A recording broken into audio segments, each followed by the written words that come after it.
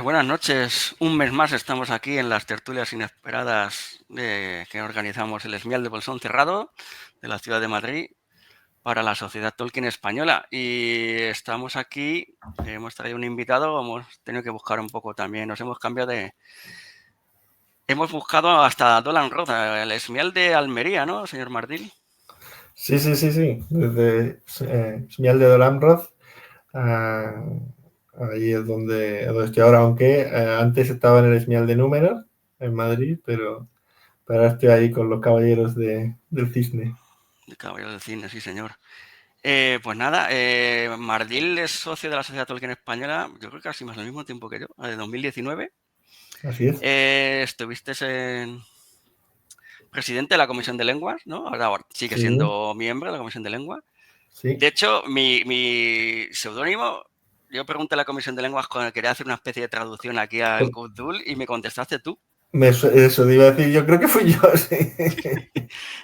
Pedí una cosa muy rara, algo que sea en Cthul, lengua de enano, y dijiste, pues hay pocas palabras, no sé qué, pero Tirac es una que existe, sí, así que me acuerdo perfectamente de... Una de las labores más, de lo que más hacemos en la comisión, el tema de los seudónimos.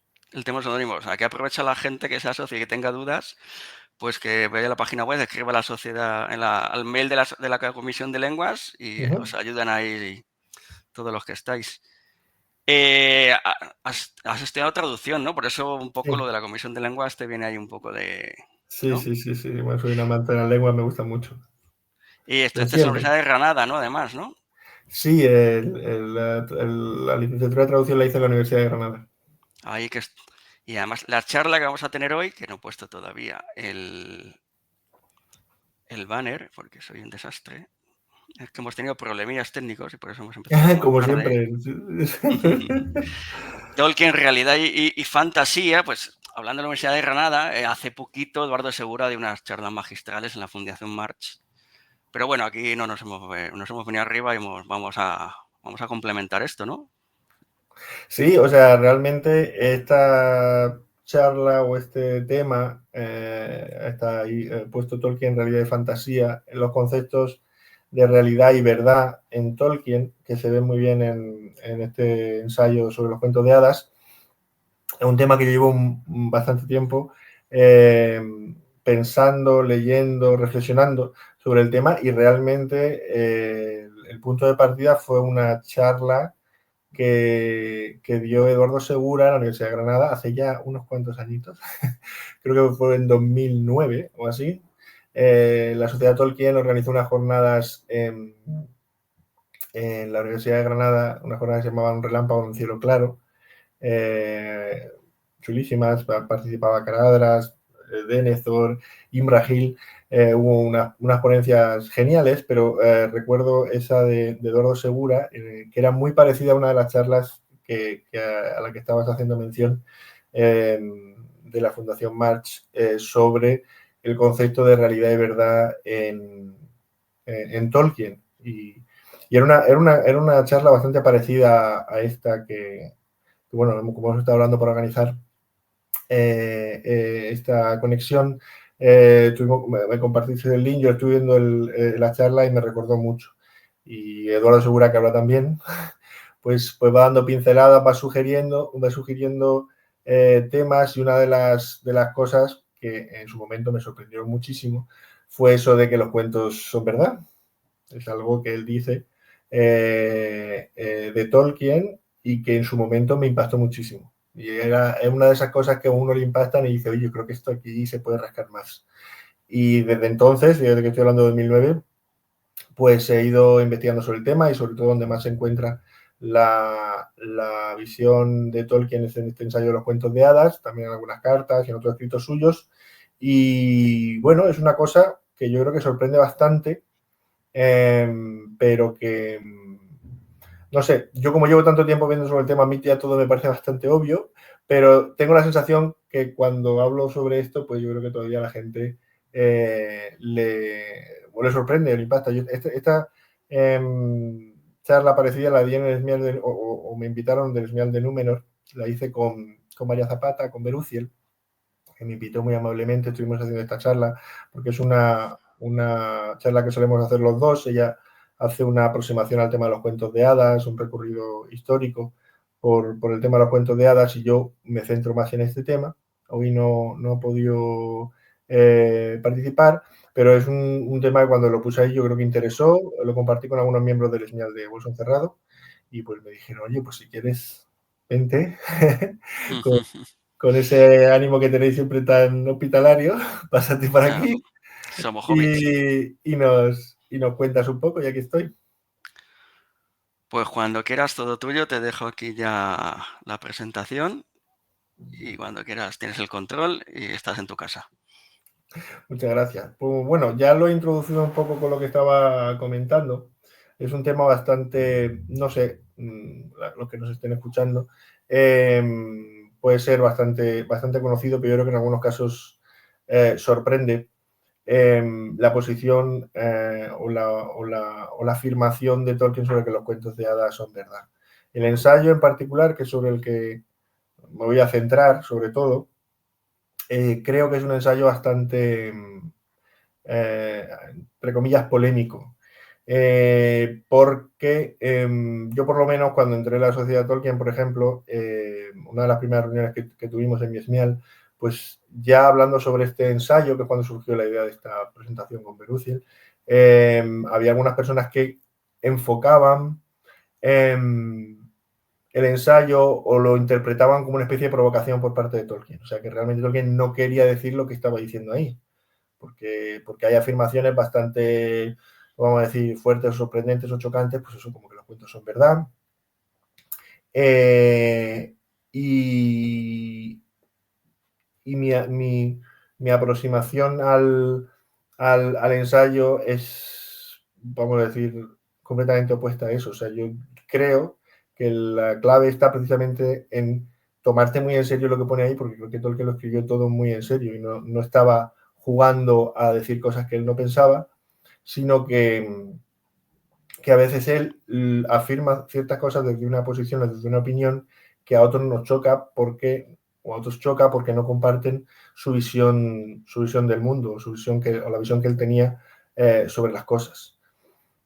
Sobre esto, y en la charla esta que mencionaba de Eduardo Segura, también se conoce una anécdota, o se suele conocer una anécdota bastante famosa sobre una discusión que tuvo con C.S. Lewis sobre esto, sobre la verdad de los cuentos de hadas. De hecho, en la charla esta de la Fundación March hacía mención a este debate que tuvieron. No solo estaban los dos, había un tercero, pero ha trascendido bastante el tema en esa discusión que tuvieron y cómo los dos se confrontaron precisamente sobre este tema.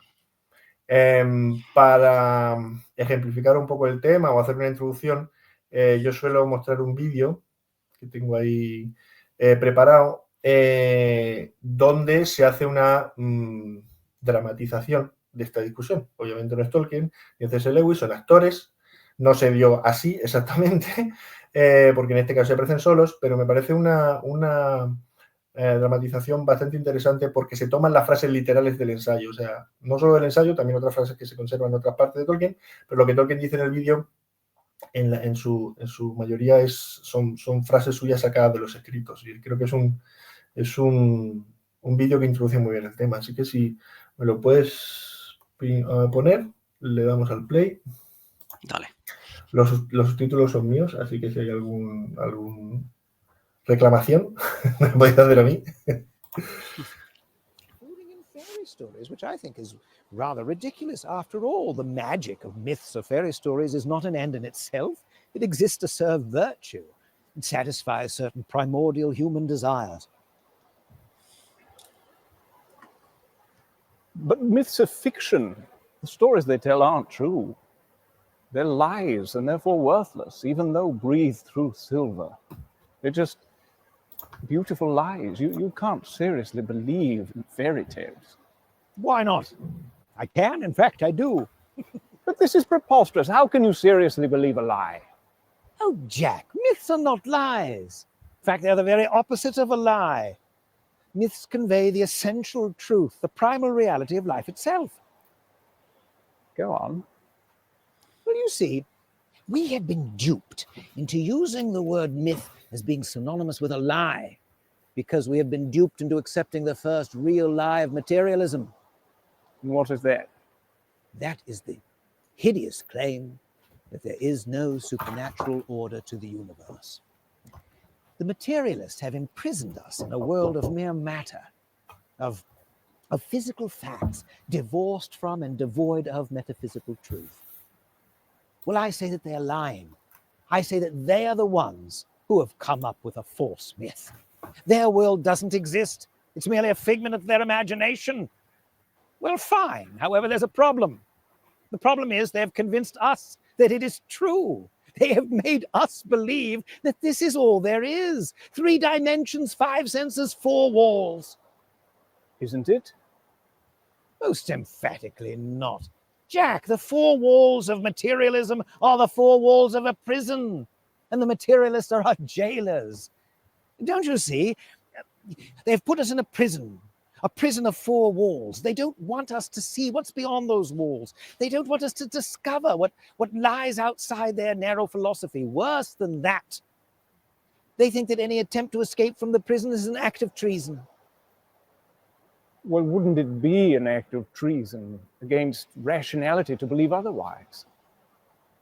Now, Jack, think for a moment. How can it be wrong for a prisoner to think of things that exist other than walls or jailers? Doesn't the fact that the prisoner is able to think of things outside the walls suggest that perhaps things do exist outside the walls? After all, if the prison really is all there is, how are we able to picture things that exist beyond the prison? And this is where myths come in, you see. Myths exist outside the prison. Myths allow us to escape from the prison. Or if we are not able to escape, at the very least, they allow us to catch a fleeting but oh so powerful glimpse of the beauty that lies beyond the walls. Bueno, lo vamos a dejar ahí. El vídeo sigue un poquito más, pero bueno, esto sirve como un poco de introducción para situarnos un poco en el tema. Como decía al principio, estas ideas de Tolkien las plasma sobre todo en el ensayo sobre los cuentos de hadas. Y como decía, es un ensayo que, por las afirmaciones que contiene, ha sido, creo, que muchas veces malentendido o se ha pensado que tenía la intención que no tenía. Para poner este ejemplo, tomo una cita de Tom Shippey, empiezo fuerte, en Camino a la Tierra Media, y leo la cita. Hablando sobre este ensayo, dice: sin embargo, está hablando de esta obra, sobre los cuentos de hadas, es la obra de prosa argumentativa menos exitosa de Tolkien, si bien la más debatida. La razón principal de este fracaso comparativo es casi con toda certeza la falta de un centro o núcleo filológico. Tolkien estaba hablando, después escribiendo, a un auditorio no especializado, y hay indicios de que intentó bajar a su nivel. En varias ocasiones intenta el truco de hacer como que las hadas son reales. Cuentan historias humanas en vez de historias de hadas, representan obras para los hombres según abundantes registros y cosas por el estilo. Esto se acerca peligrosamente a lo extravagante, pretender que algo que no es verdad para crear un ambiente de inocencia cómica. Ya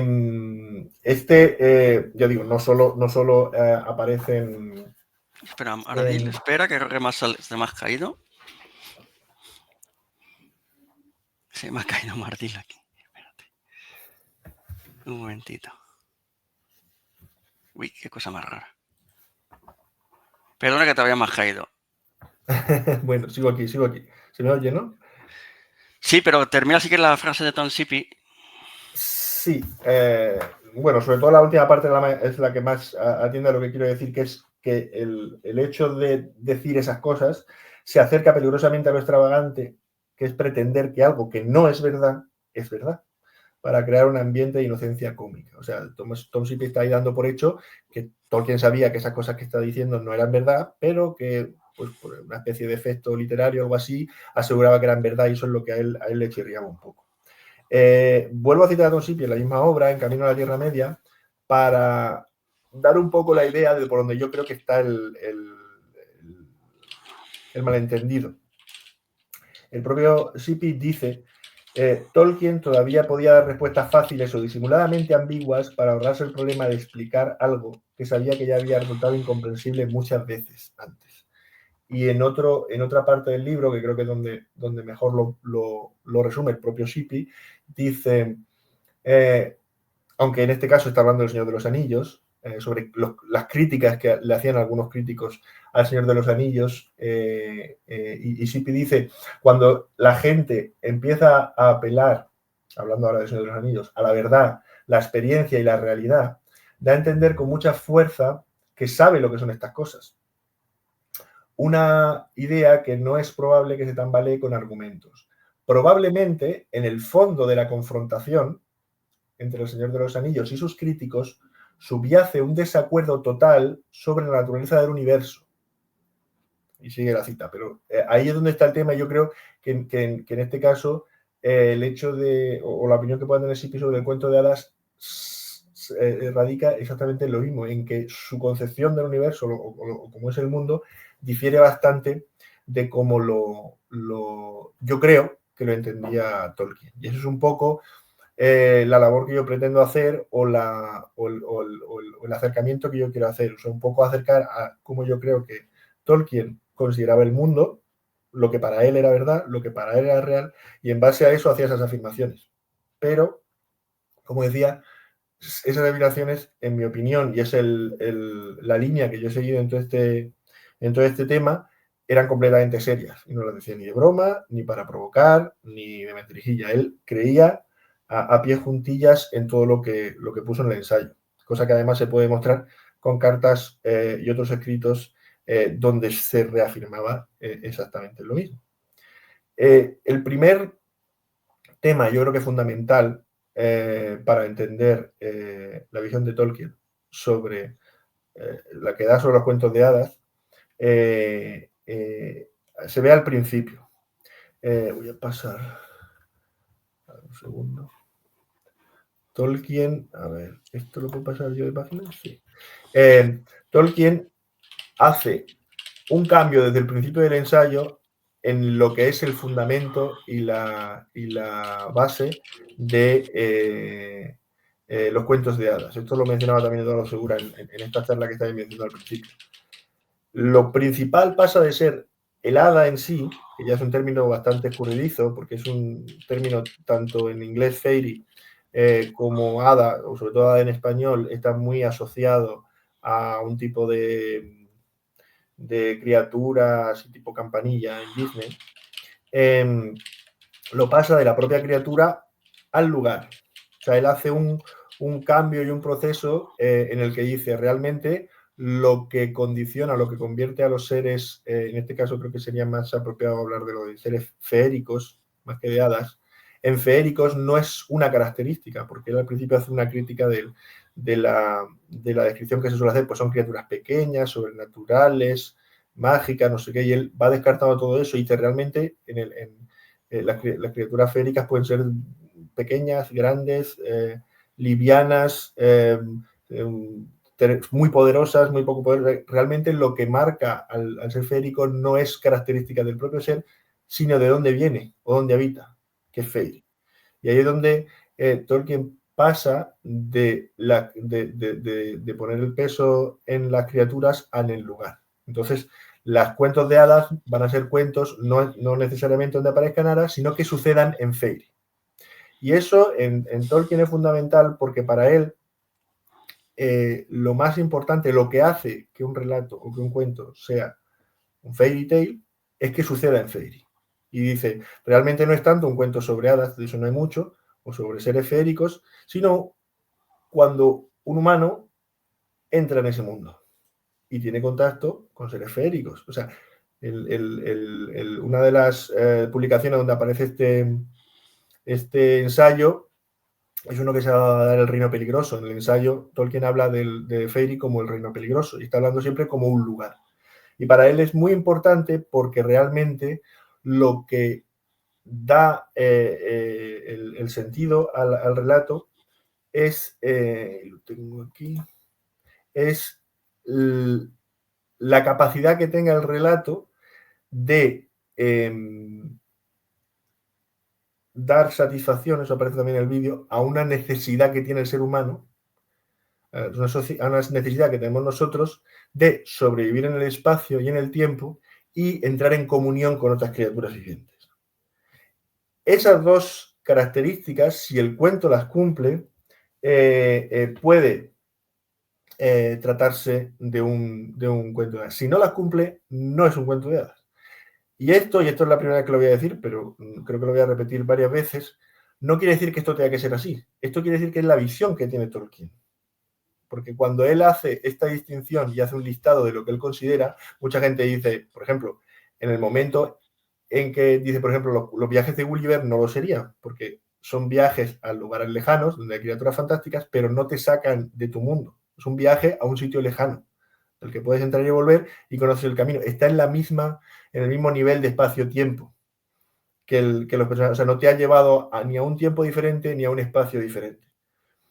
Y esto es importante porque si no entendemos eso, no entendemos lo que realmente quiere decir. O sea, en la cita práctica dice, el cuento de hadas es una historia que busque la satisfacción de estos deseos, sobrevivir en el espacio del tiempo y la comunión con otras criaturas. En la medida en que lo consiga, se acercará a la calidad y al sabor del cuento de hadas. Claro, cuando dice que esto satisface un deseo inherente al ser humano, ¿dónde podemos ver esa necesidad? Yo en cuanto lo leí o conforme estuve reflexionando sobre el tema, esto es algo que es muy obvio desde un punto de vista cristiano. Cuando nosotros entendemos, y esto es algo que aparece al principio del catecismo, que el ser humano está creado por Dios, o sea, es un Dios trascendente, es un Dios que no está en este mundo, está creado, pero vives en este mundo, con lo cual se considera que el ser humano tiene una necesidad o un anhelo de llegar a algo que está fuera y que tú no encuentras en este mundo. Entonces tienes esa como necesidad de salir de este espacio y de este tiempo en el que no estás porque has sido concebido fuera de él y a entrar en comunión con otras criaturas. Lo tengo aquí. Aparece en el punto del catecismo que dice: el deseo de Dios está escrito en el corazón del hombre porque el hombre ha sido creado por Dios y para Dios, y Dios no cesa en atraer al hombre hacia sí, y solo en Dios encontrará el hombre y la verdad y la dicha que no cesa de buscar. Aparece, bueno, es una frase bastante conocida de San Agustín, que creo que lo resume muy bien, que dice: tú mismo nos incitas a ello haciendo que encuentre, hablando de Dios, porque nos has hecho para ti y nuestro corazón está inquieto mientras no descansa en ti. Si esta es la idea que estás subyacendo, la que puede considerar Tolkien, cuando un ser humano está buscando salir del espacio y del tiempo, está buscando entrar en comunión con otras criaturas, no está haciendo algo escapándose del sitio, por así decirlo, fundamental para evadirse algo fantasioso, algo que te lleve a un mundo que no existe. Es realmente todo lo contrario.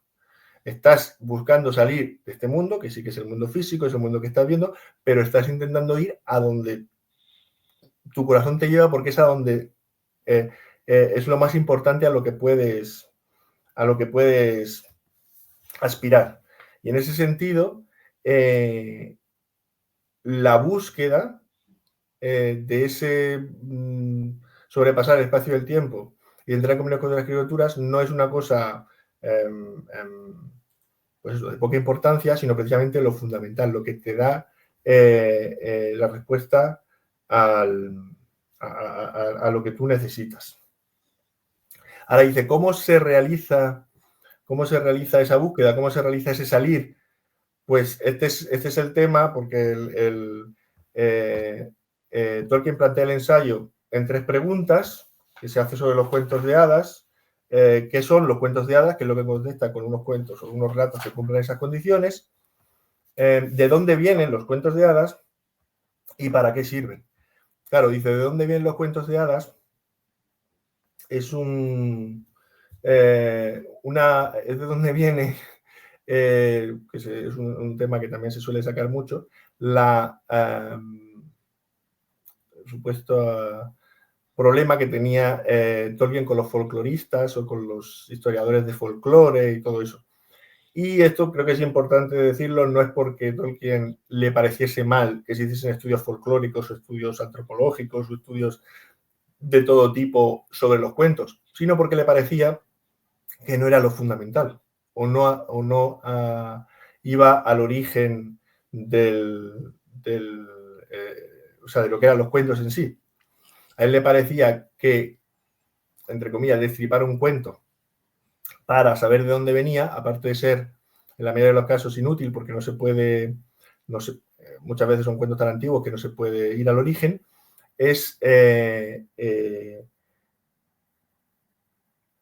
aparte de eso, era realmente quedarte en lo anecdótico y no ir al punto de la historia. Cuando se habla de origen de los cuentos, dice, pueden ser normalmente lo que se plantea es por herencia, es decir, se van pasando de unas generaciones a otras, o por difusión, se van extendiendo de unas regiones a otras regiones. Pero, él dice, en cualquier caso, ya sea por herencia, ya sea por difusión, el cuento acaba retrotrayéndose a un inventor, a un poeta, a una persona que es la que crea el cuento.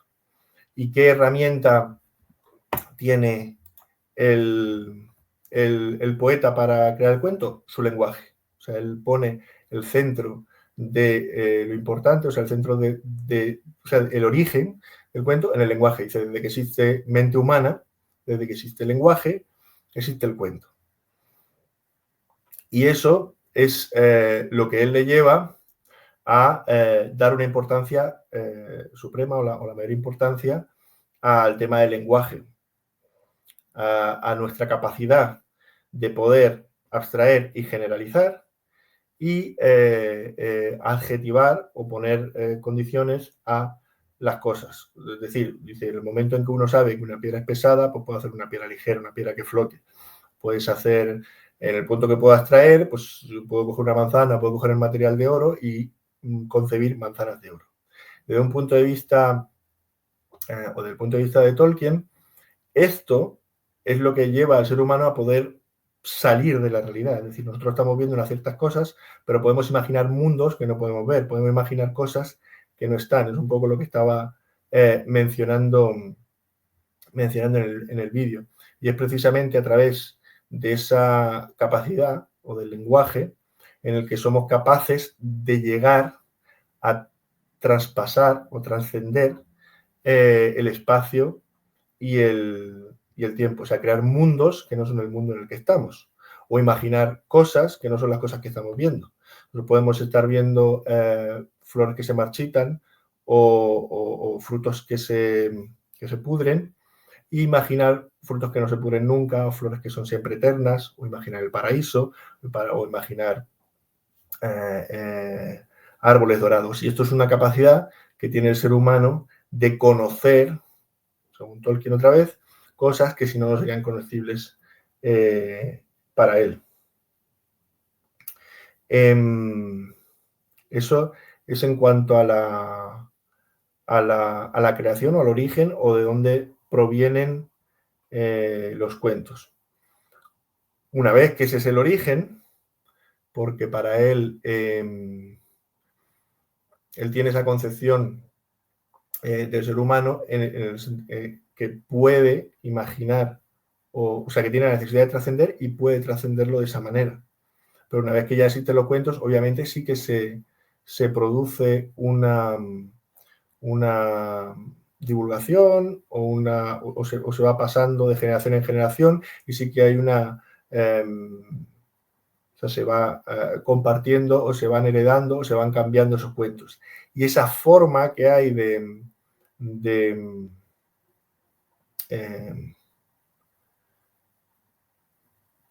pasar el cuento de uno a otro es la que él ejemplifica con una imagen que también es bastante conocida, que es la del caldero de los cuentos. Él dice, es una especie de proceso que él toma la imagen de otro autor, cambiándola un poco, pero que a él le sirve esa imagen y creo que es una metáfora bastante buena para expresar el proceso que tiene la historia de los cuentos de ir evolucionando. Y esa imagen la toma para dar a entender que los elementos que sirven para poder crear una historia, un cuento, una narración, en este caso fantástica, no son lo importante. O sea, se toma, él pone el ejemplo como si fueran los huesos para hacer el caldo, como diciendo los huesos, en la mayoría de los casos no se pueden encontrar, no se pueden conocer, pero en el caso en que se conociesen, tampoco es lo más importante. Realmente la gente no se come los huesos. Lo importante es la sopa. Y esto es un ejemplo que él pone y que creo que se ve muy bien, por ejemplo, en el caso de otro ensayo que tiene sobre Beowulf, los monstruos y los críticos. Es un ejemplo que pone precisamente para criticar esto que decíamos antes de lo que él criticaba en algunos folcloristas, es decir, están tan obsesionados por encontrar los huesos, por encontrar los elementos que han servido para hacer la historia, que se olvidan de la historia en sí y del objetivo que tiene la historia en sí, y que la historia en sí trasciende o puede llegar a tocar el corazón o a dar una sensación o unas ideas que decíamos al principio de lo trascendente del mundo, que obviamente los huesos no pueden hacer. Entonces, en el caso de Beowulf, es lo que él comentaba, como si se toman elementos de historia antigua o de historia escandinava y se mezclan con elementos cristianos. Entonces, los críticos se han afanado mucho en criticar eso, desmenuzar eso y decir, bueno, ¿cómo sería la historia? ¿Por qué se ha cogido este elemento? Este elemento sí es histórico, pero este elemento tal. Y han perdido de vista que la obra en sí, o el poema en sí, tenía un valor literario y por tanto superior a los elementos que lo formaban. En el ensayo pone una metáfora, un ejemplo muy conocido, en el que un señor tiene un campo y construye una torre. Y cuando los herederos heredan el campo y ven la torre, pues efectivamente la torre está formada por piedras muy antiguas, piedras no tan antiguas, elementos que se van formando ahí, y como ellos se devanan los sesos intentando investigar, intentando averiguar qué es lo que quiere decir todo eso y por qué se ha usado esto y de dónde sacó esta piedra, y de pronto aparece pues es una piedra con runas germánicas, otra piedra que a lo mejor es de un templo romano. Y entonces toda esa amalgama, y ellos dicen, bueno, realmente esto que se ha juntado todo no tiene sentido, que esté todo junto. Al final desarman la torre y la desmontan intentando investigar cada una de las piezas, cuando el que la realizó o el que la construyó había hecho esa torre para ver el mar, que es una metáfora un poco de la obra que se hace con un sentido estético, con un sentido literario, y que muchas veces el hecho de centrarse demasiado en los elementos o nos puede evitar ver la función verdadera que tenía. Y esto pasa muchas veces con los cuentos, y todo con los cuentos folclóricos. ¿Qué sucede con todos esos elementos? Pues ese es un tema bastante interesante, porque la visión que tiene Tolkien sobre el tema es que cuando estos elementos se repiten de cuento en cuento, elementos que sabemos que ocurren en muchos cuentos folclóricos, cuando estos elementos se van repitiendo en varios cuentos, lo que hace es preguntarse por qué esos elementos en algunos casos se cambian y sin embargo otros se van manteniendo, porque muchas veces lo que se busca es ver el origen folclórico, es decir, pues hay un un tabú o hay una costumbre, o cuando aparecen pues, brujas que se comen a los niños y todo ese tipo de elementos, dicen, bueno, esto es que se retrotrae a un momento en el que esto sucedía y esto se ha ido heredando. Pero lo que plantea Tolkien es decir, cuando uno ve cómo ese cuento va pasando o sea, la tradición va pasando de unos a otros, algunos elementos desaparecen y sin embargo otros se mantienen. ¿Por qué uno se mantiene? Entonces él otorga una serie de elementos un valor mítico, es decir, estas cosas se mantienen porque tienen un significado más allá del momento histórico en el que aparecieron. Por ejemplo, tomo una cita que el propio Tolkien utiliza, dice, las cosas que ya aparecen, hablando de los cuentos, deben con frecuencia haberse mantenido o haber sido insertadas porque los narradores orales sentían instintiva o conscientemente su importancia literaria. Incluso cuando se adivina que la prohibición en un cuento de hadas deriva de algún tabú que estaba vigente hace ya mucho tiempo, probablemente se lo ha conservado por el gran significado mítico de prohibición. Es muy posible que cierto sentido de esta importancia se oculte también detrás de algunos de los propios tabúes. O sea, el propio hecho de que este tabú se mantenga cuando ya no tiene ningún sentido históricamente es, según Tolkien, la muestra de que tiene un valor mítico, tiene un valor más allá de que se sucediera, que fuese una costumbre en su momento. Eso también favorece, que es algo que también menciona, el hecho de que los cuentos tengan ese sabor antiguo, que es lo que decíamos al principio, que provoca que el lector o el oyente sea trasladado a un tiempo diferente o a un espacio diferente que no es el suyo propio. Cuando se usan o se reconocen esos elementos míticos y se ponen en funcionamiento en el relato o en el cuento, es cuando se consigue dar o llegar a unas verdades o unos conceptos que no seríamos capaces de llegar con historias realistas. Lo que está Tolkien,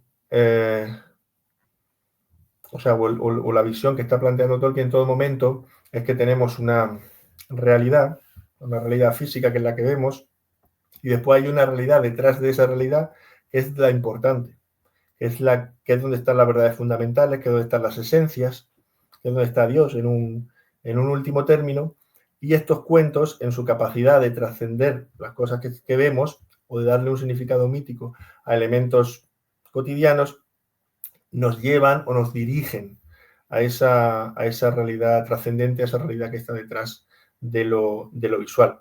Esto es una idea del mundo que entre creyentes es bastante habitual y normal, pero en el caso de personas que no se plantean esa profundidad o esa trascendencia de la realidad, no se podría hablar de esa característica sacramental del mundo, de decir, hay cosas en este mundo que tienen una proyección mítica en su significado, pues si uno se expresa, como a veces sí que lo hacía Tolkien, en unos términos así como muy dando por hecho todos esos conceptos,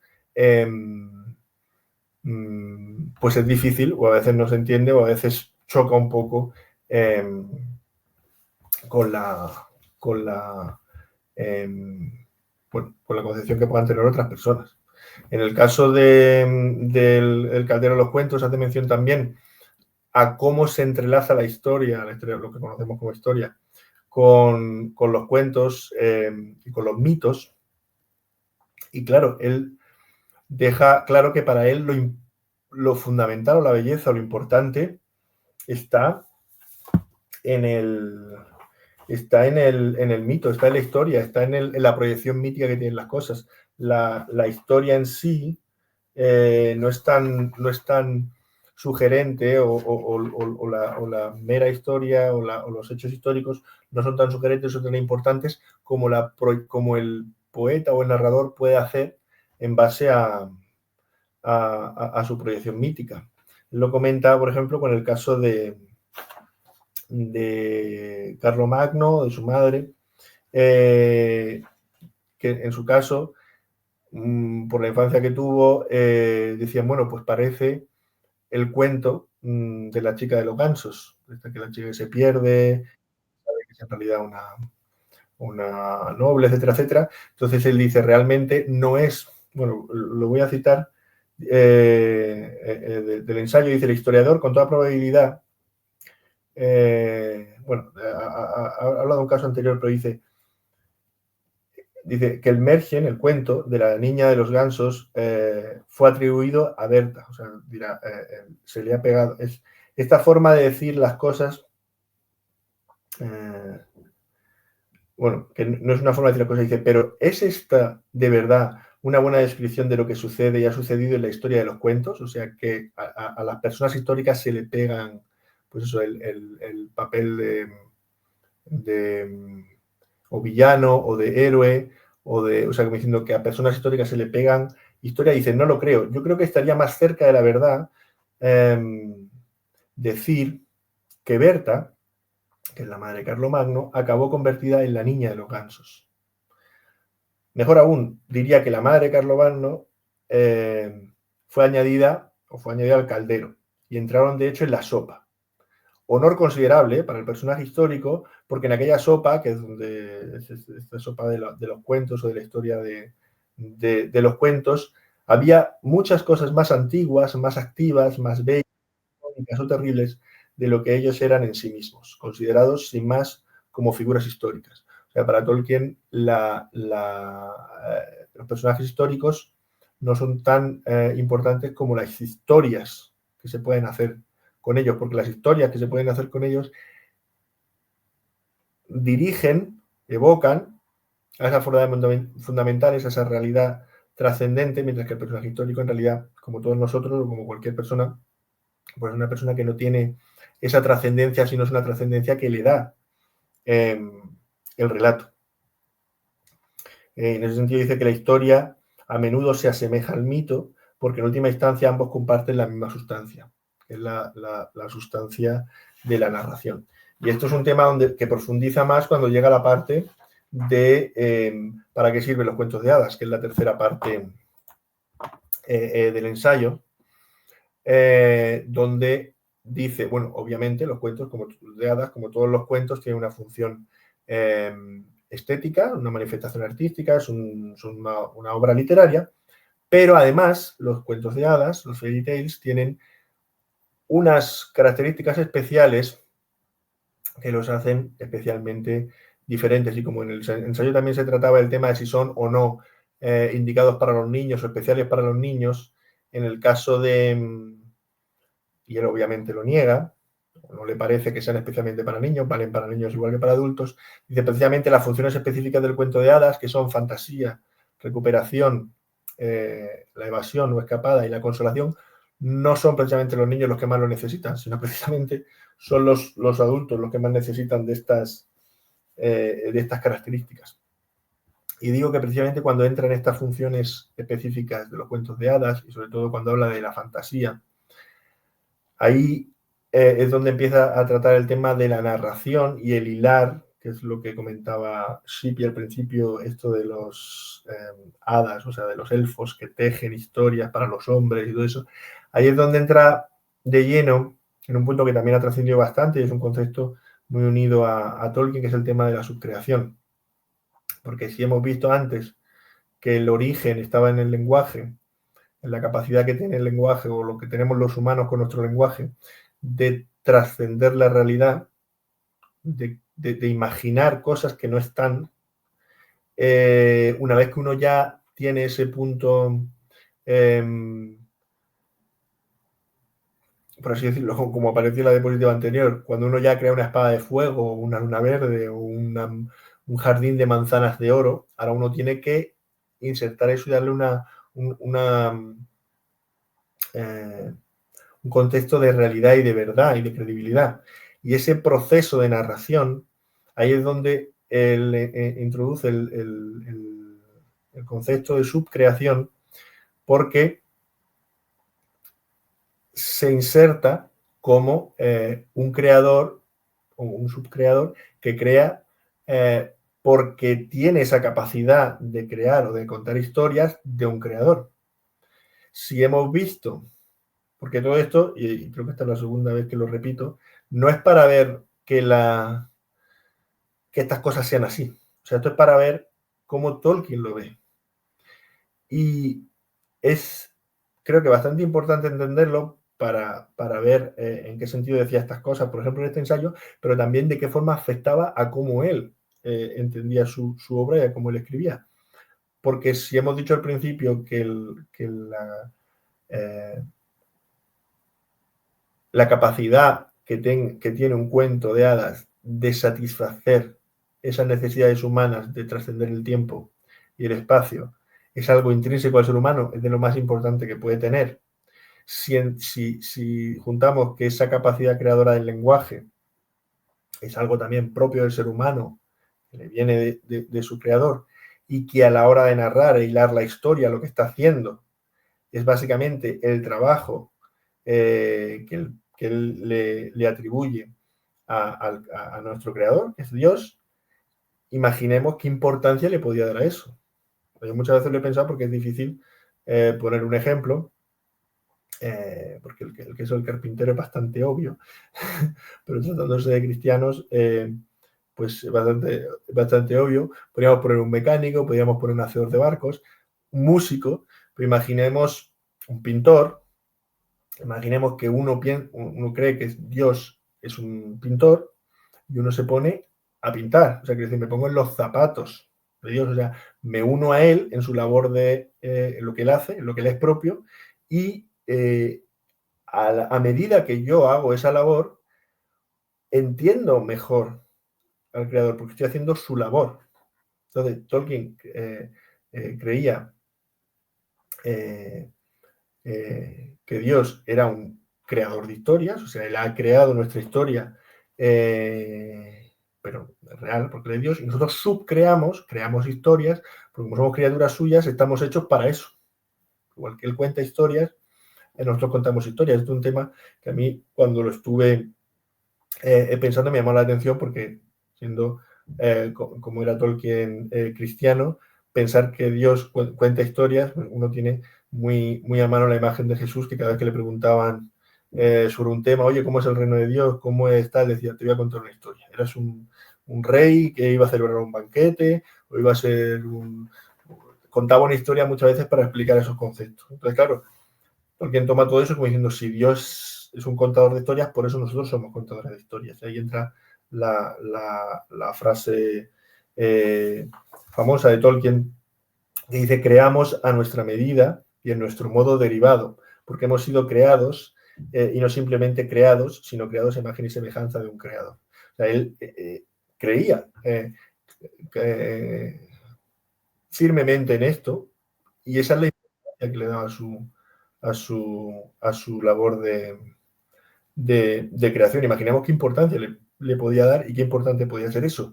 Y en la medida en que uno se ponía, por así decirlo, en los zapatos de Dios a la hora de narrar y de crear historias, tenía la posibilidad, ya no solo, como hemos dicho al principio, de trascender, o sea, de llegar a sobrepasar la realidad, sino de llegar a ideas o a conceptos relacionados con lo más importante.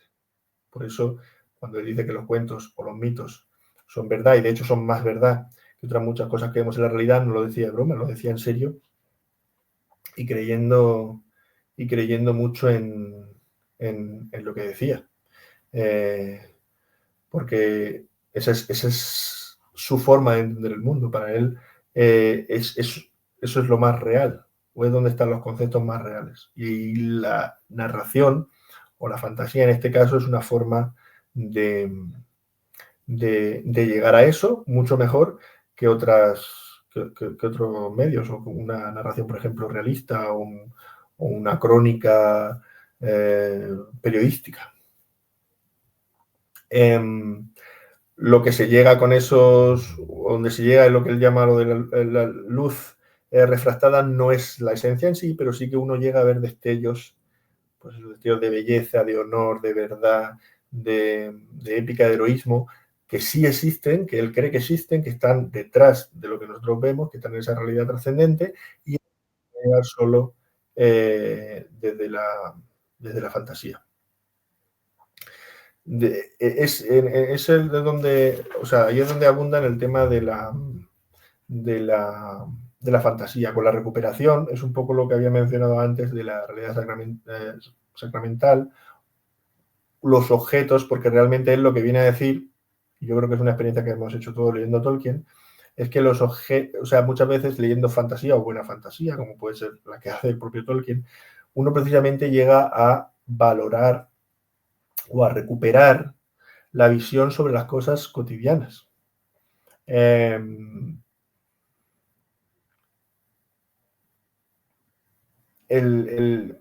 hecho de que la fantasía o esa capacidad trascendente del lenguaje te llegue a ver esencias o realidades más grandes detrás de esas cosas, en la que él dice literalmente que te lleva a apreciar las cosas más cotidianas. Él dice, no solo los elementos fantásticos, sino también cotidianos, el hierro, la madera, la hierba. Lo vemos desde un ángulo nuevo, que podríamos llamar mítico, atractivo y trascendente. O sea, ves la trascendencia que tienen esas cosas que a lo mejor en el día a día o a base de verlas, pues te han dejado de sorprender y de parecer especiales. Esa es en la parte de la recuperación. En la parte del escape, pues es lo que se ha visto un poco en el vídeo. O sea, Tolkien, precisamente porque en su visión del mundo lo poco importante, por así decirlo, es lo que está aquí, y lo importante es a dónde vamos, a la realidad que está detrás donde nos proyectamos. Lo enfoca no como una evasión, como el que puede considerar la fantasía como algo de irte de la realidad, sino al revés, como diciendo, estoy yendo hacia lo real, estoy yendo a la realidad. En el caso del vídeo que ponía al principio, son frases literales sacadas del ensayo, compara esta realidad con una prisión, lo cual también es una visión bastante cristiana, y lo que te ayuda la fantasía, lo que te ayuda a ir a Fairy precisamente es a salir de la prisión, o sea, a liberarte de la prisión. Y eso lleva ya al último punto, que es la consolación. Porque esa evasión que él considera como escapar de la prisión es algo que nos ayuda a evadirnos de una realidad que nos puede resultar desagradable. Él está hablando, por ejemplo, en el ensayo, sobre todo, que esto es algo que también que se menciona mucho en relación a Tolkien, con lo desagradable que le resultaba la industrialización o la desaparición de zonas rurales por fábricas, industrias, y etcétera, etcétera. Pero él dice, incluso más allá de esa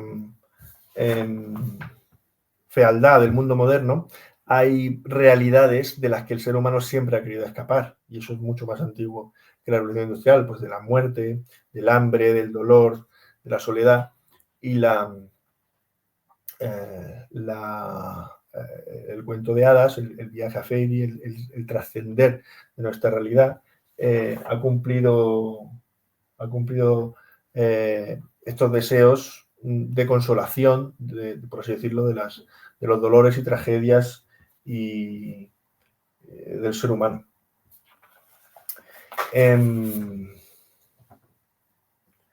Lo tengo aquí. Dice, pero hablando de lo que el ser humano podía querer escapar a través de los cuentos de hadas, dice, pero hay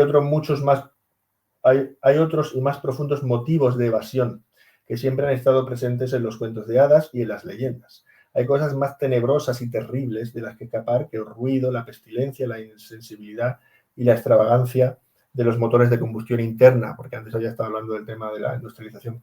También está el hambre, la sed, la pobreza, el sufrimiento, la tristeza, la injusticia y la muerte, que la muerte es siempre el último enemigo, el gran enemigo del que se quiere escapar, y es precisamente uno de los motivos que más aparecen en estas historias de la inmortalidad. O cuando hablamos de la inmortalidad, dice, los cuentos de hadas no los escriben las hadas, o sea, podríamos decir los elfos, los cuentos de hadas no los escriben las hadas, sino los hombres. Las historias humanas sobre los elfos están impregnadas del afán de escapar de la inmortalidad. Y el tema de la consolación acaba en el término o en el concepto que él acuña precisamente aquí en este ensayo, que es el de la catástrofe. Precisamente, no como muchas veces se entiende como un final feliz, porque realmente no es siempre o no necesariamente un final. Lo que pasa es que en los cuentos de hadas o en cuentos cortos o en cuentos folclóricos que son cortitos, la catástrofe suele estar al final, pero realmente, por ejemplo, en El Señor de los Anillos, y no solo en cuentos de fantasía, también otras narraciones, la catástrofe puede repetirse varias veces, porque no es tanto el final de la historia, que esto es un concepto también bastante interesante que él plantea en el ensayo, que las historias no terminan, porque cuando uno crea un mundo, cuando uno subcrea, abre una ventana a un mundo que ya existe y que ya puede extenderse en ambos extremos, por así decirlo. Yo cuento un trozo de la historia, pero eso se puede seguir expandiendo, sino que es, y aquí ya tomo otra vez una cita de Tolkien, el repentino giro gozoso, una gracia repentina y milagrosa. O sea, no es tanto el final, sino el hecho de que cuando todo va mal, como dicen en la introducción de La Comunidad del Anillo de Peter Jackson, fue entonces perdida toda esperanza, cuando Isildur, mira que eso aparece al principio de la historia, no precisamente al final, pero es ese momento en el que parece que todo está perdido y de pronto hay un giro gozoso, un giro que conlleva la salvación. Y sigo citando a Tolkien, dice, no niega la existencia de la catástrofe, o sea, no niega el hecho de que las cosas vayan mal, de la tristeza y el fracaso. Niega, frente a muchas evidencias, si se quiere, porque parece que las evidencias apuntan a todo lo contrario, niega la absoluta derrota final.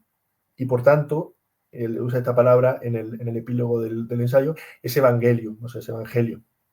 Es buena noticia. Proporcionando una fugaz visión de la felicidad más allá de los muros de este mundo, penetrante como dolor mismo. Y esto es un concepto, creo que bastante importante para entender en Tolkien, porque Tolkien pensaba, y otra vez, no de forma provocativa, sino que lo pensaba y lo creía de verdad, que lo que él llamaba la catástrofe, ese giro feliz, contra toda esperanza, contra toda... o sea, pese a que todo indicase a todo lo contrario, nos provoca una felicidad tan profunda porque evoca una realidad que está en esa realidad trascendente de la que vengo hablando todo el rato, que existe y que es que hemos sido salvados. Es el Evangelio de... y es la resurrección de Jesucristo, la salvación del ser humano, y como el ser humano verdaderamente ha sido salvado, pues el ser humano se emociona cuando experimenta, o sea, cuando esa salvación se filtra a través de la historia que nos están contando y nos hace sentir ese pese a todo. Hemos sido salvados. Y esto es importante porque otra vez no se trata de ver que esto sea así o no sea así, sino de entender que esto es como Tolkien lo veía, porque muchas veces, hablando de las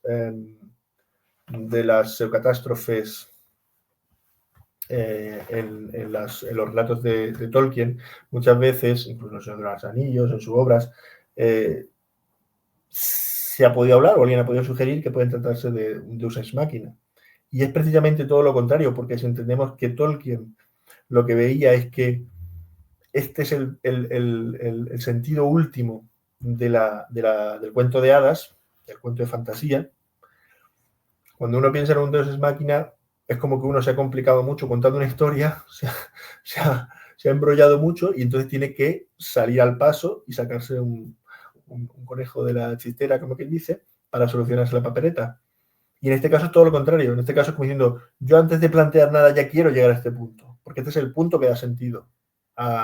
Este es el punto que da felicidad y este es el que da sentido al ser humano, y básicamente se cuenta el cuento para esto. Entonces realmente no es tanto una solución fácil a una historia que se te complica, sino la guinda, por así decirlo, del pastel. Cuando yo escribo una historia, lo que quiero es preparar todo para llegar a ese punto y provocar la catástrofe, porque la catástrofe es el sentido último, igual que dice que la tragedia es del drama, del teatro. En el caso del cuento de hadas, su sentido, su fin último es la catástrofe. Dice...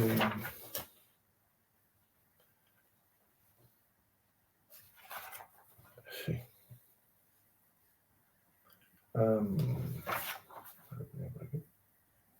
Eso.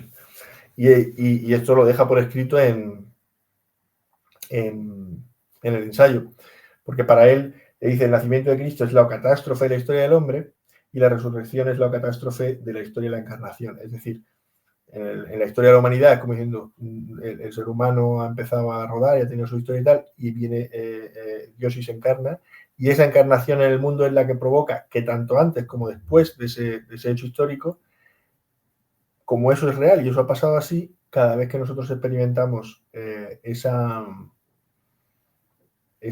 salvación contra toda esperanza, nos crea esa felicidad. En una de sus cartas a sus hijos, esto es del ensayo, pero por eso digo que también no es solo en el ensayo, una carta a su hijo lo desarrolla un poco más y me parece bastante bonito cómo lo describe. Está escribiéndole a su hijo Christopher, precisamente después de haber escrito el ensayo, le está escribiendo una carta. Acuñé el término catástrofe, el súbito giro feliz en una historia que lo atraviesa a uno con tal alegría que le hace saltar las lágrimas. Lo cual es la más alta función que cumple un cuento de hadas. Y llegué a la conclusión de que produce su peculiar efecto porque es un súbito atisbo de la verdad, verdad con mayúsculas, por eso cuando se habla de verdad y realidad en Tolkien. La entera naturaleza de uno adherida a la cadena material de causa y efecto, la cadena de la muerte, siente un súbito alivio, como si un miembro fundamental dislocado hubiera vuelto de pronto a su lugar. Percibes, y la historia tiene verdad literaria, o sea, tiene que estar bien contada para producir ese efecto bien.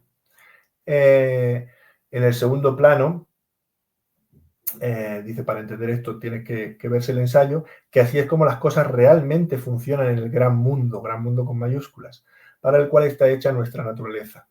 Y concluía diciendo que la resurrección era la mayor catástrofe posible en el mayor cuento de hadas y produce esa emoción esencial. La alegría cristiana que provoca lágrimas porque es cualitativamente equivalente al dolor, porque proviene de los lugares donde la alegría y el dolor son lo mismo, reconciliados al perderse en el amor, el egoísmo y el altruismo. O sea, él está hablando de un lugar, por eso cuando hablaba antes de trascender o de Feyre como un lugar, o de que consideraba lo fundamental que fuese el lugar y no tanto en las criaturas, es que él verdaderamente cree que existe ese lugar. Dice, provienen del lugar donde la alegría y el dolor son lo mismo, y eso existe. Y no solo existe, o sea, no es una creencia tipo universos paralelos, sino que ese es el sitio, ahí es donde nace la verdad. Ahí es donde están las cosas de verdad, de las cosas que nosotros vemos aquí, pues a veces son reflejos o pueden adquirir sentido en la medida en las que las pongamos, por así decirlo, en perspectiva a esas realidades míticas y trascendentales. Entonces, recopilando todo esto para intentar dar a entender cuál es la visión que tenía Tolkien de la realidad y cómo en base a esa visión concebía la literatura. Entonces, a mí me interesa sobre todo dar esta visión para entender cuál especial es la literatura de Tolkien, porque venía de todo esto, o sea, de todo este trasfondo. Muchas veces tenemos la sensación cuando leemos literatura parecida o cuentos que se hacen pues, sobre fantasía, muchos basados y herederos de Tolkien, pues que verdaderamente han tomado la forma, es como alguien dice, bueno, voy a escribir algo como Tolkien, pues voy a dibujar un mapa, voy a crear pueblos diferentes, si me lo ocurro muy bien, voy a inventar lenguas o, bueno, por lo menos frases o palabras en lenguas diferentes y voy a contar una historia. Y hay gente que realmente tiene una capacidad narrativa bastante buena como para contar una historia interesante. Pero notamos como que está falta de trasfondo y vacío, porque está más vacío, que no nos provoca la misma sensación, porque lo que escribía Tolkien lo escribía con estas ideas que para él eran tan fundamentales y tan importantes. Y eso, por eso muchas veces cuando se piensa en Tolkien siempre se dice pues que tenía una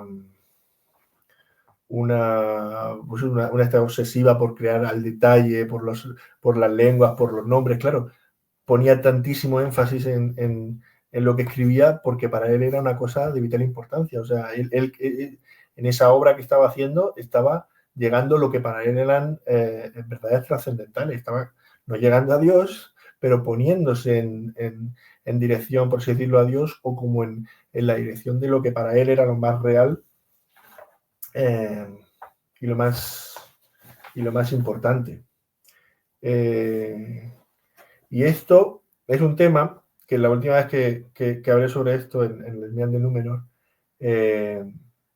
no lo había relacionado, pero todavía tiene un punto más de importancia o que para Tolkien fuese tan importante, porque al final del ensayo, en el epílogo, cuando está hablando de la catástrofe, dice, bueno, ya es, para él, pues dice, el cuento de supremo, donde el cuento de se hace real, es el Evangelio, es la encarnación de Jesús, es la muerte y resurrección. Dice, pero, y ya cito y con esto termino, dice, en el reino de Dios, la presencia de los fuertes no subyuga a los débiles. El hombre redimido sigue siendo hombre. O sea, seguimos contando historias. La narración, la fantasía todavía continúan y deben continuar. El Evangelio no ha desterrado las leyendas, las ha santificado, en particular el final feliz. Como diciendo, el final feliz de la leyenda le ha dado un sentido que supera la historia en sí, o sea, que va más allá del entramado de la historia. Y esto es algo que él creo que considera, en el caso de Beowulf, entendió en el caso de Beowulf y lo pone también o sea, lo considera también para su propia obra, para lo que él escribió. Dice, se lo ha tratado al ser humano con tanta munificencia que quizá ahora se atreva a pensar con cierta razón que en fantasía, en Fairy, podrá asistir realmente a la floración y multiplicación de la creación. Quizá todos los cuentos se tornen reales. Mas con todo, una vez redimidos, se parecerán tanto y al mismo tiempo tampoco a las formas con que salen de nuestras manos como el hombre, una vez salvado, a la criatura caída que ahora conocemos. O sea, está diciendo, no solo podemos seguir escribiendo historias, sino que además, ahora que Dios nos ha salvado, Jesús ha resucitado, podemos incluso esperar, ya que ha sido tan bondadoso con nosotros, que nuestras historias se reproduzcan también allí, o sea, en fantasía. Y esto es interesante porque también podría, o alguien lo podría considerar como lo está diciendo en serio. Yo sí creo que lo creía, esto lo creía firmemente, y de hecho lo relaciono con uno de sus cuentos, Hoja de Nigel, que yo, y a pesar de lo que todos sabemos de Tolkien y de su opinión sobre la alegoría, siempre he considerado que es bastante alegórico. Es el cuento que yo veo de Tolkien con un sentido alegórico, sino alegoría, bastante difícil de no interpretar ciertas cosas con un significado en concreto. Y en esto sí que parece que Tom Shippey también lo considera en Camino a la Tierra Media, porque él también dice, uno lee Hoja de Nigel y casi el significado se puede entender. Eduardo Segura también lo mencionó en esta charla que decíais de la Fundación March, pese a que Tolkien reconoció que no le gustaba.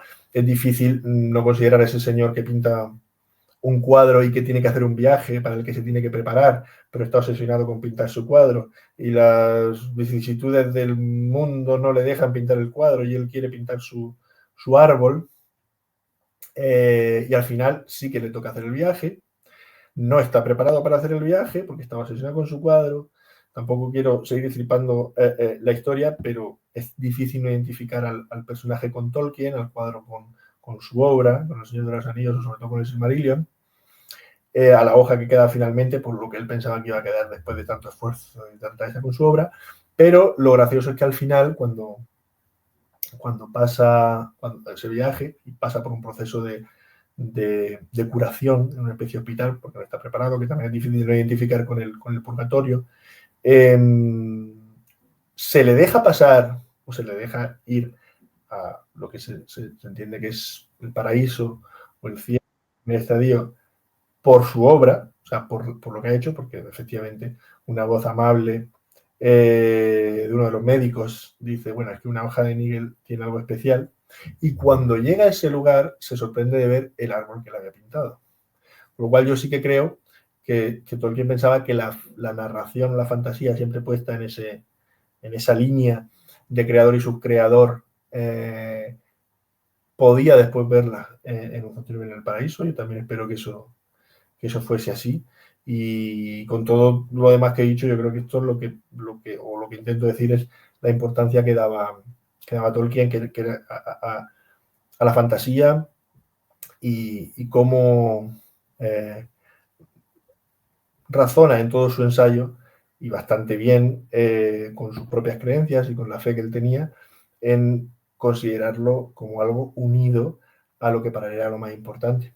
Y en ese sentido, frases tan llamativas o tan provocadoras pueden parecer en un principio, si se toman desde esta perspectiva y con esta percepción que él podía tener de la realidad del mundo, se entienden, yo creo que bastante bien. Y lo que hacen es precisamente darnos cuenta que para él, o sea, que estaba manejando realmente, que para él la fantasía era algo fundamental, importante y un medio para trascender y para llegar a lo que para él era la verdad absoluta y lo real.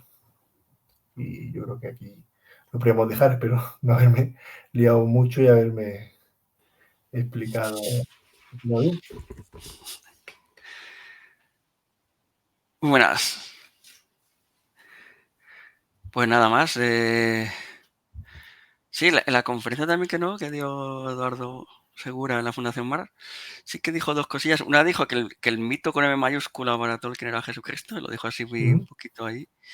Luego también dijo de lo de la aplicabilidad y luego lo de todo esto y por el que un poco él se ha desligado de todo esto de cómo había una guerra entre el catolicismo y todo esto por apropiarse y no apropiarse de la obra de Tolkien. No sé qué opinas tú de eso y de... Sí, yo eso lo vi en la charla y, o sea, hay que, vamos, yo creo que está bastante claro que, por ejemplo, igual que he dicho con Hoja de Níquel, yo me alegro no ser el único, porque parece que Eduardo Segura también está de acuerdo, y Tom Shippey, sí que le veo un sentido bastante, o sea, difícil no interpretar de esa forma la obra de Tolkien, las obras mayores, o sea, El Señor de los Anillos, El Silmarillion, etcétera, no es alegórico. Poca gente que yo sepa, o sea, no sé exactamente que lo puedan considerar así. De hecho, por lo menos, y yo me muevo en ambientes cristianos y católicos amantes de la obra de Tolkien, que consideren que la obra sea alegoría. Sí que se usa aplicabilidad, claro, y hay una aplicabilidad bastante interesante, y hay cosas, igual que se le ha aplicado para otras cosas. Precisamente cuando mencionaba el tema de la alegoría, yo creo que una de las alegorías que más, porque lo que mencionaba, por ejemplo, Eduardo Segura en su charla era el tema de la bomba atómica, que en vida de Tolkien se decía mucho, claro, el anillo es la bomba atómica, Mordor es la Unión Soviética, tal cual, y decía, no, de hecho está hasta grabado, como él decía, el anillo es el ansia de poder y de dominar, y eso es mucho más antiguo que la bomba atómica. Pero esto es una cosa que no sé si con mucho éxito intento explicar antes cuando hablaba de los relatos y de la sopa. Para Tolkien, y es que lo decía así, y cuando uno entiende el concepto, es tal cual, así, para él es así, lo importante es la historia. O sea, que decir, cuando él dice, yo solo quería contar una historia, porque es que una historia cuenta mucho más que cualquier significado alegórico que le quieras dar. O sea, el anillo cuenta mucho más que la bomba atómica. La bomba atómica es una cosa, pues eso, que se circunscribe a un momento histórico. Es un poco lo que quería decir cuando hablaba del hecho histórico. Dice, no, la historia es mucho más grande. O sea, el mito la ficción, lo que, en la cita esa que he puesto antes de la madre de Carlomagno, mucho más grande que el personaje. O sea, que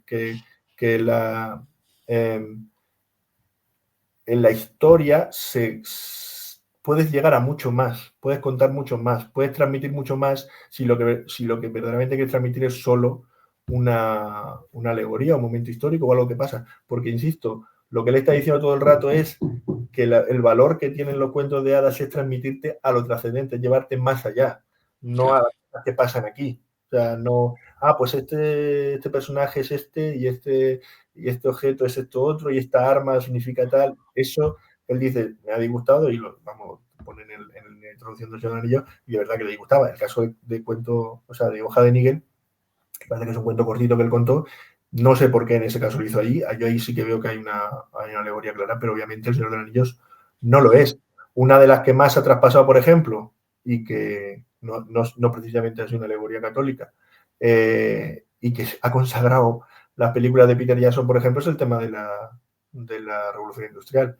Es obvio que a él no le gustaba, es obvio que a él le fastidiaba que hubiesen estropeado pues, su Inglaterra rural y todo eso con el desarrollo industrial. Pero de ahí a decir que Saruman es la industrialización y que Saruman es igual, volvemos a lo mismo. Es eso y mucho más. O sea, quiero decir, yo ahí estoy bastante de acuerdo con lo que decía Eduardo Segura, de decir, realmente todo lo que lleva como a estrecharse, a decir, esto solo significa esto, cuando él precisamente dejó el concepto de la aplicabilidad, de decir, claro, es que yo lo que cuento en mi historia sirve para la industrialización, pero sirve para otras cosas más. Y la película, por ejemplo, creo que se ha consagrado porque yo creo que Peter Jackson lo tenía bastante claro, por lo menos él, y en el making incluso lo dice, ¿no? Es que Tolkien lo que quería decir con esto era, digo yo, bueno, es una aplicación que le puedes dar a su obra, pero no un significado unívoco. Vale. Tenemos aquí a Angelus Robles que dice, Tolkien plantea todo esto a modo de afirmación y sugerencia en una conferencia. Hoy en día parece que todo queda lejos de cómo el público lector lee a Tolkien o en general la literatura. No sé si nos puede decir algo más, Angelius.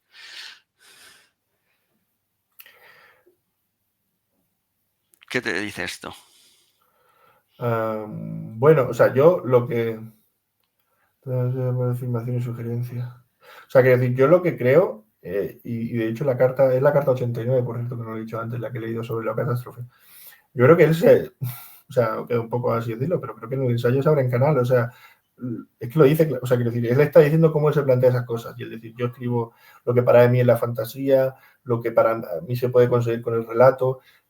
Yo creo que se puede llegar a entender muy bien a Tolkien y cómo afronta él su obra si se lee el ensayo creyéndotelo, como él me está diciendo que esto es así y no me está vacilando, perdón por expresarlo así, pero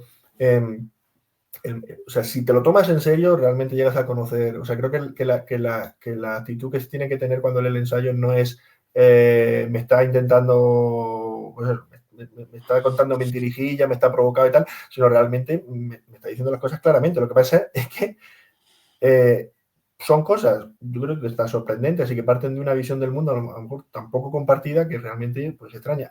Yo hay una frase que dice al principio que siempre se me olvida. O sea, quiero decir que después siempre me la salto, que la pongo de ejemplo de cómo... A ver, la tengo aquí. De cosas que sorprenden.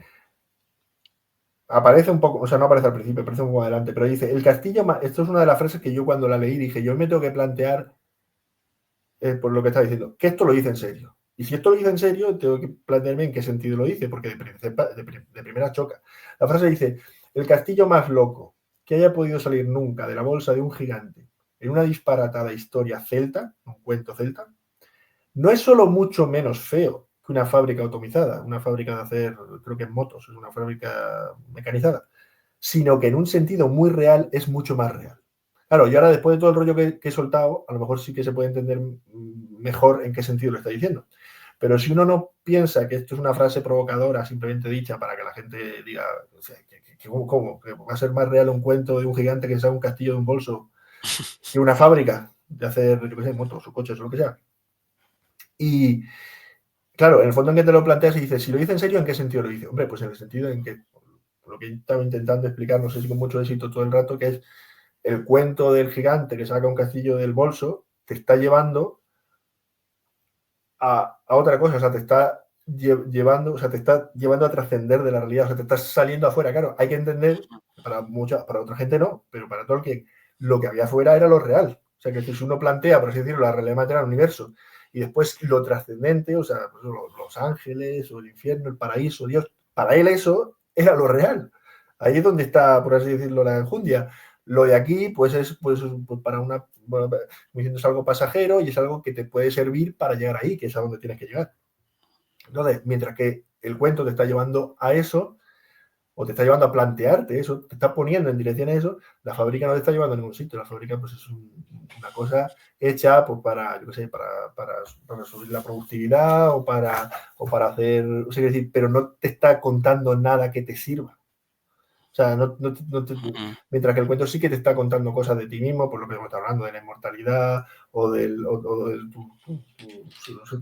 tu forma de sentirte como ser humano. O sea, te está contando algo mucho más válido que la fábrica. Claro, esta frase la da con un contexto en el que él le sorprendía que incluso en Oxford o en la zona donde él vivía, la gente decía, wow, ya han puesto carreteras o está llegando tal, está llegando el mundo real a nosotros. Claro, él decía, no, ese no es el mundo real. O sea, el mundo real para mí el mundo real precisamente es el que al que puedes acceder o al que puedes llegar a través de buena literatura, y en el caso de él, que era algo bastante denostado, y bueno, y sigue siendo denostado hoy en día, literatura de fantasía, porque también es un ensayo que se escribe también para reivindicar y decir, no solo, y lo dice así literalmente el ensayo, no solo no es literatura de segunda, sino que es el arte puro y duro. O sea, quiero decir, que es lo que él hace, y de hecho es lo que él ha hecho con el Señor de los Anillos. Si tú coges objetos o sea, quiero decir, conceptos como lo que he planteado antes de la espada de fuego, un dragón, la luna verde, si tú eres capaz de coger eso, porque dice esas cosas atraen mucho, esas cosas llaman mucho la atención, esas cosas impactan mucho, pero claro, lo difícil es meterlos en una historia que tenga una consistencia de realidad y verdad. Si tú consigues hacer eso, lo tienes así escrito literal en el ensayo, dices, es el modelo más alto de literatura que puedas conseguir. Y vuelvo a lo mismo, que es lo que te repito todo el rato. No creo que lo dijera de broma, creo que lo decía muy en serio. Nos preguntan por el vídeo que subtitulaste tú, que está en YouTube. No sé cómo se puede llamar, cómo lo pueden buscar la gente para verlo en casa. O sea, si la buscan en YouTube, creo que pone por discusión de C.S. Lewis y Tolkien y aparece entera. La segunda parte, que es la que he cortado, ya atiende a la parte del final del ensayo donde habla del Evangelio. Yo digo que las frases que le atribuyen a Tolkien son frases sacadas del ensayo y de cartas, pero sobre todo del ensayo. Entonces, la parte del final, porque eso, y es una parte interesante, un poco, que pasa un poco después de donde yo he cortado, en la que cuando le dice, bueno, los mitos llegan a la verdad, y entonces el que hace C.S. Lewis dice, ¿y verdad qué es la verdad? Y entonces dice Tolkien, mira, ya has entrado en el mito, ya te has puesto en las sandalias de Pilato. Y claro, el otro le dice, hombre, no fastidia, porque esto lo comenta también Eduardo Segura en la charla del otro día. Esta fue una conversación que a C.S. Lewis le ayudó, le llevó a volver al anglicanismo. A convertirse, ¿no? A reconvertirse, a volver a fe, porque hasta ese momento pues, era bastante contrario. Entonces le dice, sí, hombre, en el vídeo dice, bueno, claro, tú como te has creído la primera mentira, que es la del Evangelio, pues ahora ya te crees todas las mentiras, como diciendo, pues te has creído ese cuento, pues igual que te has creído ese cuento, te crees todos los demás. Y es una frase interesante porque igual que, por así decirlo, o sea, no necesariamente porque Tolkien fuese católico se sigue esta forma de pensar. O sea, lo de que era un relámpago en un cielo claro es literal, o sea, era especial. O sea, quiero decir, tiene una visión especial sobre las cosas. O sea, a los católicos necesitamos que nos explique esto y nos lo explique bien para entenderlo. Porque igual que para una persona, por así decirlo, no creyente, lo que le cuesta es concebir esa realidad expandida, o sea, no la realidad solo que vemos, sino lo que hay detrás, lo que hay detrás, y yo no creo que haya nada detrás. Pues digamos que muchas veces para los creyentes, en este caso católicos o cristianos en general, que sí que creen, o sea, que sí que tienen, por así decirlo, esa concepción de mundo trascendente detrás de lo real o lo físico. Lo que les cuesta es otra cosa, es unir a los orcos y a los elfos y a los magos con eso otro, como diciendo, hombre, esto que es lo más grande, o sea, Dios o esto que es para mí lo más importante, ¿cómo unes tú eso?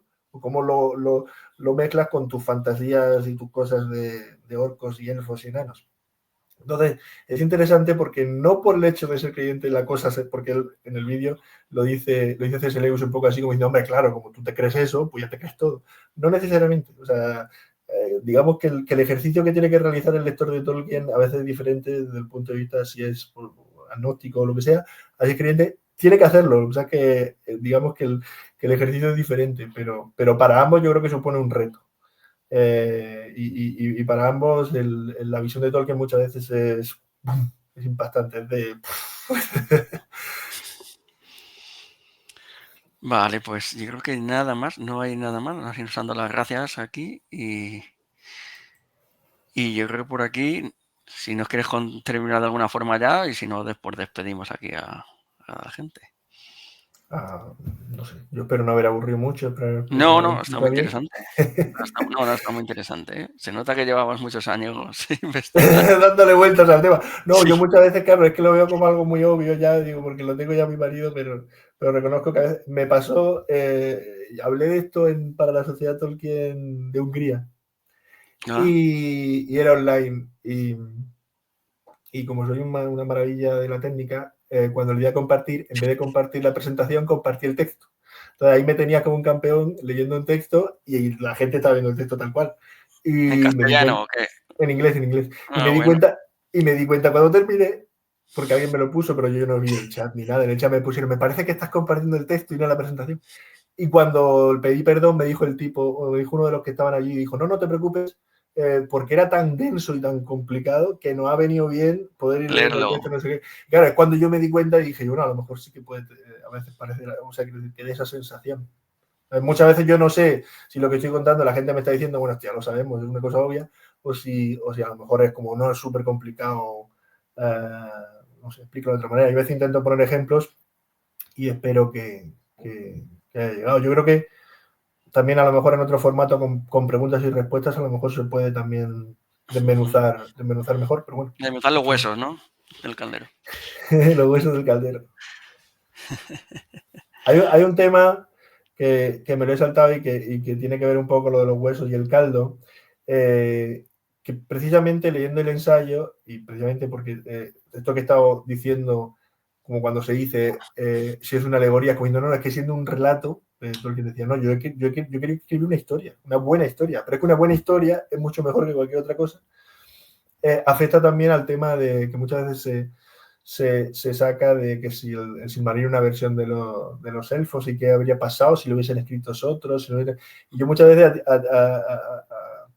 respondo a eso como diciendo, es que realmente para Tolkien lo bueno era el libro, no era lo que hubiese pasado, lo que hubiese pasado igual, los huesos dan igual, lo que importa es el caldo, lo que alimenta, lo bueno es el caldo. O sea, es como diciendo, tú me has presentado aquí una historia, ¿qué pasó realmente? Entonces, yo después de leérselo dice, lo que pasó realmente da igual, lo que te aporta la información es el cuento, es la historia, es el libro, lo que te lleva a realidades que lo que pasó no tienen por qué llevarte. Tú puedes coger cosas que pasaron y metiéndolo en el caldero, o sea, echándolo darle un sentido que te sirve. Pero lo que le da sentido y trascendencia a la cosa es la narración, es la ficción, no es el hecho que pasó. El hecho que pasó se puede interpretar de muchas maneras. De hecho, en historia pasa muchas veces que una misma cosa, uno lo usan para aplicar una cosa, otros para otra y tal. Ok, Y sí, pues nada. Como dice, como no me cortéis y me puedo quedar aquí hasta mañana, así que mejor vamos a dejarlo aquí. Lo dejamos aquí, muchas gracias. A vosotros, un placer. Y nada, y nos veremos en otra charla. Listo. Muy bien.